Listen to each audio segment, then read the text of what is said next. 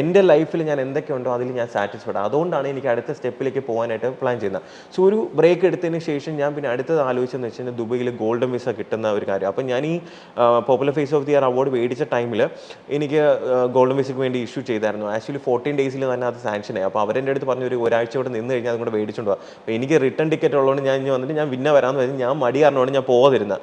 അപ്പോൾ ഞാൻ പിന്നെ ഒരു പ്രൊഫൈലൊന്നും ലോ പ്രൊഫൈൽ ആക്കി വെച്ചതുകൊണ്ട് പിന്നെ കുറേ പേര് ഹേറ്റേഴ്സ് പറഞ്ഞു തുടങ്ങി ഇതേപോലെ റോബിന് ഗോൾഡൻ വിസ റിജക്റ്റ് ആയി, റോബിന് കിട്ടത്തില്ല, അങ്ങനെയാണ് ഇങ്ങനെയാണ്, പിന്നെ എന്തോ റോബിന് എന്തോ ട്രാവൽ ബാൻ ഉണ്ടെന്നോ എന്തൊക്കെ ഇങ്ങനെ പറഞ്ഞുണ്ടാക്കുന്നുണ്ട്. ഞാൻ ഇതൊക്കെ എന്താണ് പ്രശ്നം?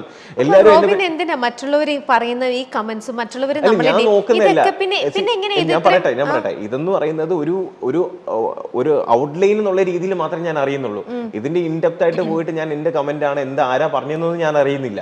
കാരണം എനിക്കൊരു ക്ലോസ് ആയിട്ടുള്ള 1-2 പേരെടുത്ത് ഞാൻ പറഞ്ഞിട്ടുണ്ട്. കാരണം എനിക്ക് എന്റെ ഫോൺ നമ്പർ ആകെ ഒരു 10-20 പേർക്കേ ഉള്ളൂ. കാരണം ഒരുപാട് പേർക്ക് കൊടുത്തിട്ടില്ല. ഈ പറഞ്ഞ ആൾക്കാരുടെ അടുത്തും എൻ്റെ അടുത്ത് നെഗറ്റീവ് കാര്യങ്ങൾ പറയരുത്.